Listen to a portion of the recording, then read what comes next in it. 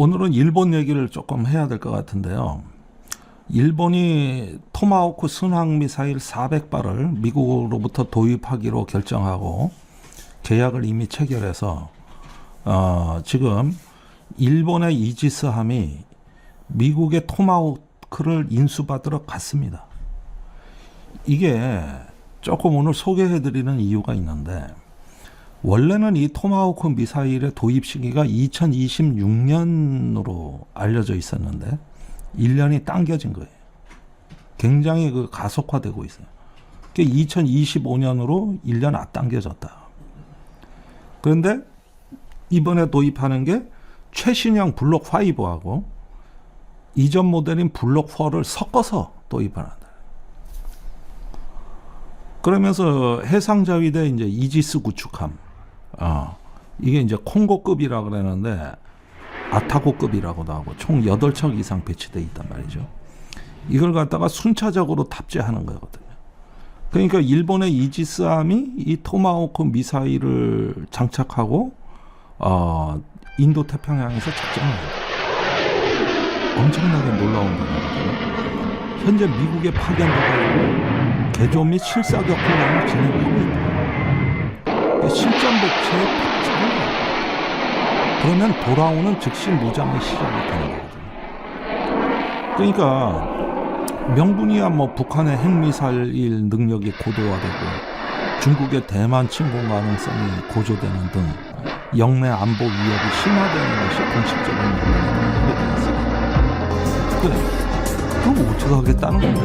일본이 이 토마호크 미사일을 뭘 하겠다는 건데? 이게 말이에요. 일본이 표방하고 있는 반격 능력, 그러니까 적기지 공격 능력을 확보하는 거거든요.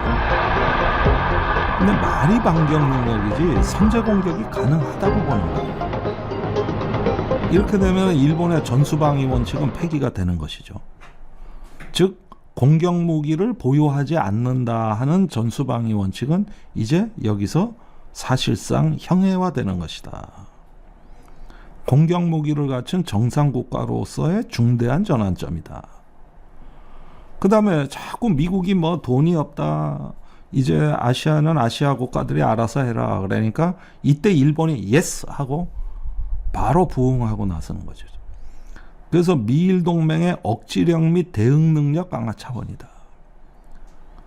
그러니까 지금까지 동아시아 질서라는 게 뭡니까? 미국이라는 패권국이 있고 그 주변에 동맹국이 있어서 어떤 미국의 힘이 프로젝션 된다 그래. 그러니까 투사가 되는 이 구조 안에서 무언가 자유로운 무역이 이루어지고 또 서로 규범을 지키는 이런 어떤 질서의 양상이었다고 한다면은 이제는 미국도 이런 패권국의 지위를 포기하고 동맹국이 나서서 그 억제력을 구성해가지고 세력권을 구성한다. 그런데 일본의 토마호크 미사일 도입이 매우 상징적인 거라 이거죠. 그러니까 일본이 이제 반격 능력을 확보한다는 것은 북한, 중국에 대해 가지고 상당히 어떤 직접적인 억제력을 행사하겠다는 거고, 이게 뭐냐면은 제1열도선이라고 있습니다. 말라카 해협, 필리핀 태국 앞바다에서 이렇게 대만까지 이르는 이 어떤 해상선에서 중국의 어떤 해양력을 차단하는 역할을 일본이 담당하는 거예요. 그리고 이런 어떤 차단 능력은 공격형 억지력이라는 거예요. 지금까지 수세적이고 방어적인 억지력이었다고 하면 이제는 능동적이고 공격형인 억지력으로 전환을 한다. 그 다음에 미국의 부담을 덜어준다. 미중 전략 경쟁 구조에서 일본은 미국의 핵심 전초기지이자 군사적 파트너가 된다. 그럼으로써 미국의 부담을 줄여준다. 이런 거고. 반면에 이제 일본이 어떤 군사적인 강대국으로서 도약을 하는 거기 때문에 선제적 타격 의혹이 커질 수도 있어요. 그래서 만약에 미국이 판단하면 우리는 심플했거든. 미국이 결심하면 거기에 따라가기만 하면 됐거든. 그런데 이젠 일본도 판단할 수 있다. 이렇게 되면 복잡해지는 거죠. 그러다 보면 오판 가능성이 높아지죠. 사실 우리한테도 미치는 영향이 큰 게 뭐냐면 앞으로 북한의 미사일 정보 달라고 엄청 쫓아올 거야. 한국에. 북한의 미사일 기지, 또 어디 주요 시설, 또 평양의 어떤 구조, 이런 정보 얻고 싶어 할 거야. 그러니까 한일 간에도 정보교류 협정이라고 있잖아요. 지소미아.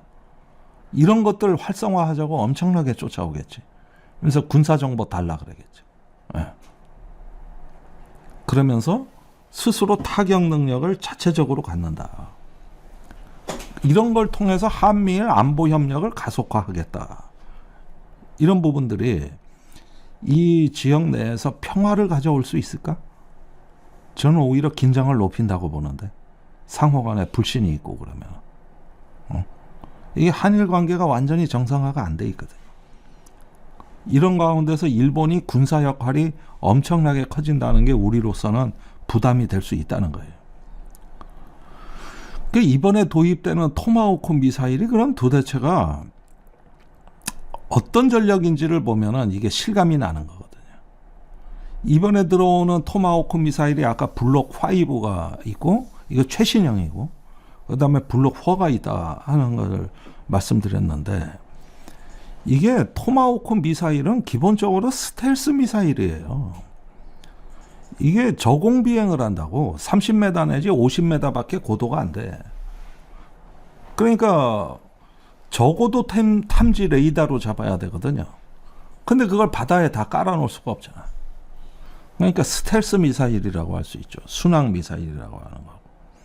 근데 이 블록 4의 재원을 보니까 이게 한 1600km에서 1700km 나가거든요. 그러면 한반도 전역은 이미 사정권 안에 들어가고, 그 다음에 대만 해협이라든가, 대만 해협 인근의 중국의 동부 그 해양 기지들이 사정거리 안에 들어갈 수가 있습니다.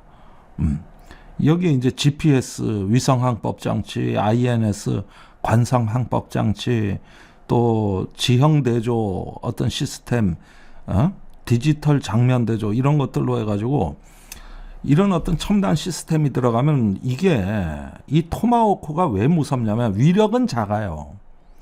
위력은 작지만은 이게 정밀 타격이 가능하다. 그래서 예컨대 비행 중에도 표적이 변경될 수 있어요. 이건 우리가 없는 기능이죠.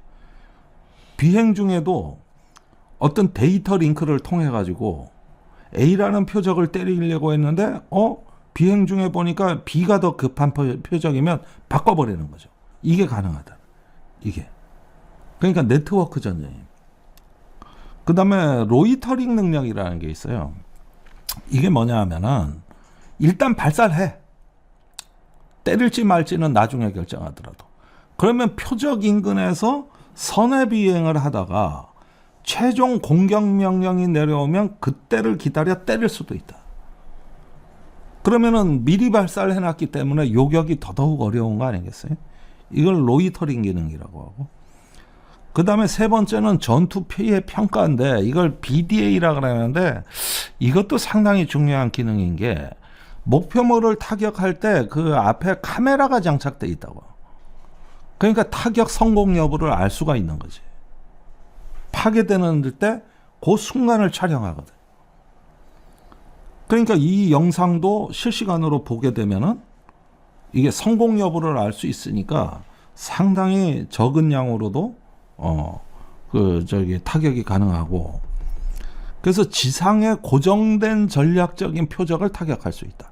적 지휘부라든가 미사일 기지라든가 군사 기지라든가 이런 걸 타격할 수 있는 거죠. 지금까지 말씀드린 이게 원래 블록 4에 있는 기능들이에요. 근데 이번에 블록 5가 들어와. 이건 최신 개량형이라고. 우선 사거리가 1700km로 늘어나죠. 그런데 얘가 왜 중요하냐? 여기서 이제 이 숨은 뜻이 나타나는 건데, 이 토마호크 도입의 숨은 뜻이 여기서 드러나는 건데, 해상 이동 표적을 타격할 능력이 있다는 겁니다. 이게 최신형 버전이에요. 그러면 중국의 함선이 실시간으로 이동하는 걸 추적했다가 어느 선을 넘어오면 그때 타격할 수가 있는 거죠.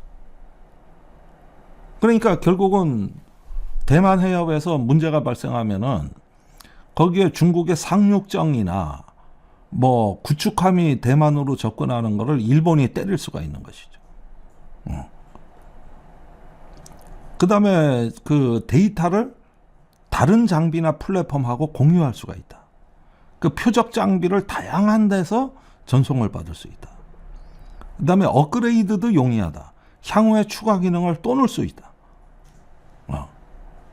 그래서 요 기능이 뭐냐면은 일단은 지금은 미국에서 토마호크를 들여오지만 그 다음 순서로 일본이 자체적으로 미사일을 생산한다는 겁니다. 그때 이런 기능의 기술을 전수받겠다 이거예요.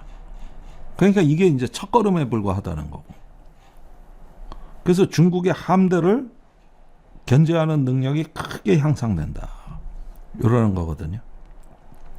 자, 그러니까 이제 당연히 제가 보기에는 앞으로 이 동아시아에서 특히 동북아, 대만 해협에서 말라카 해협으로 이어지는 제1열도선에서 미사일 경쟁이 확산될 가능성이 높고 또 미국이 지금 중거리 핵 확산 조약을 갖다 탈퇴한 상황이기 때문에 여차하면은 이제는 일본이 역할을 하고 그 다음 순서로 미국이 추가 미사일을 배치하는 이런 미사일 확산이 예상이 되는 거죠.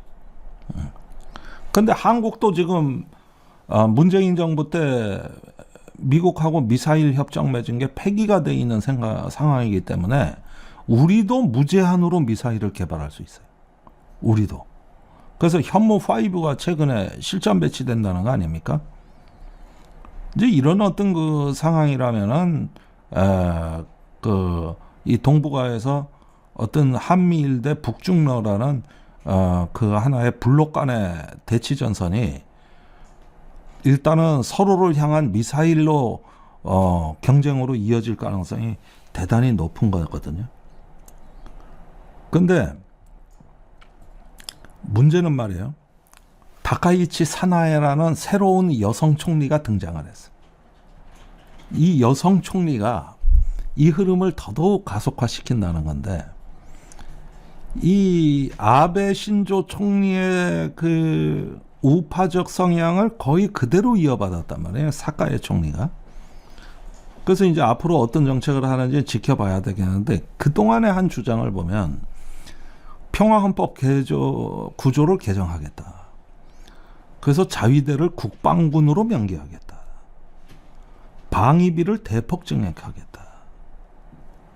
그래서 토마호크 400기 도입 외에도 자국산 장거리 미사일 이걸 12식 지대함 유도탄 개량형이라고 그러는 건데요. 이것도 개발 및 배치할 재정적 기반을 확보한다. 그런데 무엇보다도 사카에 총리는 대만 독립을 주장하고 있거든요. 대만 정부도 그 주장을 안 하는데 일본 총리가 그 주장을 해. 대만 독립해야 된다. 그러면 결국은 이 주장은 힘으로 뒷받침하는 거거든요. 다시 말해서 이제 자민당 내 강경파 인사들을 규합하고 이번에 유신회하고 연정을 하지 않습니까? 그럴 때 강경파 인사들이 중심권에 더 모여들면은 이제는 반격 능력이 아니라 적 기지를 한시라도 빨리 무력화하는 선제 타격 수단, 선제 공격을 교리로 채택하자고 하는 목소리가 매우 무게가 실린다. 그래서 중국 견제에 일본이 이제 선제 공격 능력으로 대응하고 대만 유사시에 개입한다. 이 부분이 예상이 될 수가 있죠. 그래서 이런 일본의 군사적인 강경 노선이 북한과 중국뿐만 아니라 우리도 자극해서 어떤 그 장거리 미사일 능력에 대해 가지고 우리도 압박을 받게 되는 거예요. 한국도 국방비를 더 써라. 미국 미사일 수입해라. 이런 것들이 덩달아 나올 가능성이 있는 것이죠. 그래서 이제 강경 우파 총리의 등장이 일본의 군사적인 흐름을 단순히 가속화하는 것을 넘어가지고 공세적인 군사 대국화라는 이런 어떤 그 방향으로 치달을 수 있다는 거. 이게 지금 굉장히 우려되는 현상이거든요. 그러니까 제가 최근에 이 채널에서 여러분들한테 좀 말씀드린 건 뭐냐면은 자꾸 미국이 요즘 국내 문제 중심으로 군사력을 돌리고 있다 그랬잖아요. 그러면서 동북아에서 힘의 공백이 이루어지고 있다 그러는데 이걸 일본은 면밀하게 관찰하면서 그 미국의 힘의 공백을 일본이 빠르게 메워나가는 이런 형태가 되는 거기 때문에 이렇게 되면 주체가 바뀌는 거예요. 그러면 앞으로 이 어떤 동아시아의 어떤 그 중심 국가가 일본이 될 가능성이 높은 거거든요. 힘으로 뒷받침하니까.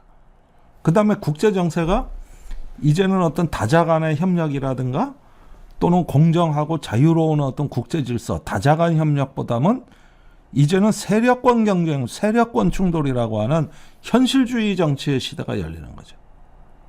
그래서 미국과 일본, 한국, 호주 이런 것들이 이런 어떤 서방 동맹 국가들로 해가지고 하나의 블록, 즉 하나의 세력권들이 이제 형성이 되고 그러면서 탈중국의 어떤 그 흐름이 강화가 되면 이제 지정학적인 갈등이 심화가 되는 거죠. 다시 말해서 현실주의, 세력권 정치가 등장했다. 이제는 법에 의한 지배라든가 규칙, 다자간 협력 이런 자유주의 질서는 끝났고 그 대신에 힘과 힘 이런 어떤 현실주의 국제정치가 기원을 하고 있다는 거. 이런 것들이죠. 물론 뭐 중국이 그렇다고 해서 만만히 당할 사람은 아니에요. 사실 중국에 대해 가지고는 할 얘기가 많습니다만은 중국은 더 공세적입니다. 훨씬 더 공세적이에요. 최근에 이제 그 피터 싱어라고 미국의 전쟁학자죠.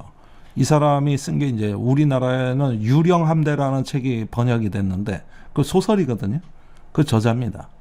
전 그 책을 아주 재밌게 읽었는데 유령함대. 그런데 이 피터 싱어 얘기는 중국이 급성장을 하고 있다. 중국이 급성장을 한다 그러면서 최근에 디펜스 원에 무슨 기사가 실렸냐면은 해저 센서망을 깔고 있다. 바다를 투명하게 만드는 회복형 킬 웹을 추구하고 있다. 지금까지 우리는 킬 체인 그랬잖아요. 그런데 이건 구닥다리 개념이고 이젠 킬 웹으로 간다는 거죠. 그래서 거미줄 안에 걸려들면 못 빠져나가고 괴멸되는 이런 식의 이제 거미줄 전략 이런 것들이 최신 개념들인데 이런 부분들이 나타나면서 중국이 러시아하고 해상 합동 훈련 2025 해상 합동 훈련을 실시했다.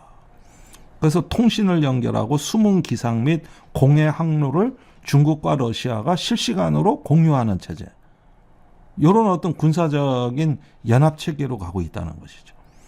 그러면서 이제 심해 잠수정, 이런 어떤 바다 속에서의 센서, 그 다음에 해양 성단, 이게 뭐냐면은 바다를 감시하는 위성들의 집합체라고 할 수 있는 건데 이런 광역 감시 기능을 제공한다. 그러니까 일본의 구축함이 떠다녀도 그걸 실시간으로 다 본다는 거죠.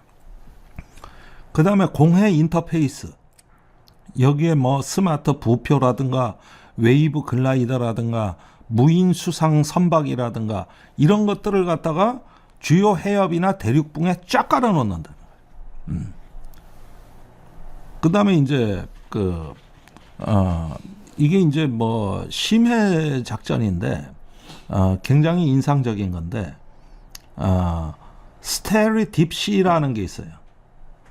이게 뭐냐 하면은 이제 우리말로 하면은 해저 전망, 전력망을 해저에 다 깔아가지고 유사시에 해양 전력이 재충전을 할 수 있게 한다는 거. 이런 부분들. 언더시 퍼스펙티브네, 이게는. 스테리 딥시, 요거는 뭐냐 하면은, 별이 빛나는 심해. 심해에 이제 장거리 글라이더, 자율, 무인 수중 드론, 이런 것들을 이제 깔아놓는다는 거. 그 다음에 이제 데이터 융합이 되는 딥블루 브레인. 이렇게 해가지고 인공지능으로 우주, 공중, 지상, 해저에 수집된 데이터를 통합한다. 이런 것들. 그래서 킬체인에서 킬웹까지 이렇게 하면서 해상 적응형, 회복이 빠른 걸 구축하고 있다. 그러니까 이걸 조금 장황하게 설명드렸는데 지금 어떤 그 한미일 또는 어떤 일본이 주축이 되는 하나의 어떤 무력과 센서망의 구축, 그 다음에 주먹, 이런 토마호크 같은 어떤 미사일 전략, 이런 것들이 한쪽에서는 무럭무럭 자라고 있다 한다면은 중국과 러시아가 이제는 정보작전을 통합해가면서 그러면서 어떤 우주와 해상에서 또는 수중에서 이제 공동의 어떤 그 센서망, 킬웹을 구축하고 있는, 이것이 이제 서로 대결하고 있는 구조라고 볼 수가 있겠습니다. 결국은 우리 서해도 이제는 그렇게 평화의 바다는 아닐 것 같아요. 최근 중국이 거기에 뭐 시설물을 설치하고 여러 가지 있지만은 이런 게 다 센서거든. 사실은 알고 보면 다 뭔가 센서가 깔려 있고 데이터를 수집하는 거란 말이에요. 그래서 지금 이 상황에서 미국의 힘은 빠져나가되 일본이 저렇게 할 때 우리는 어떻게 할 거냐? 우리 자주국방은 어떻게 할 거냐? 우리도 국방비가 올라갈 것 같아요. 내년에 한 67조 원가량 된다는데 어마어마한 국방비 아닙니까? 이 엄청난 국방비를 쏟아서 이제 뭐랄까 그 재래식 전력을 넘어가지고 현대식으로 이게 자주국방력을 갖추는 이런 부분에 대한 어떤 필요성이 굉장히 강조될 것이다. 이런 부분에 또다시 지정하기 기원하고 있다. 이 말씀 드리면서 오늘 순서 마치겠습니다. 수요일에 다시 돌아오겠습니다. 감사합니다.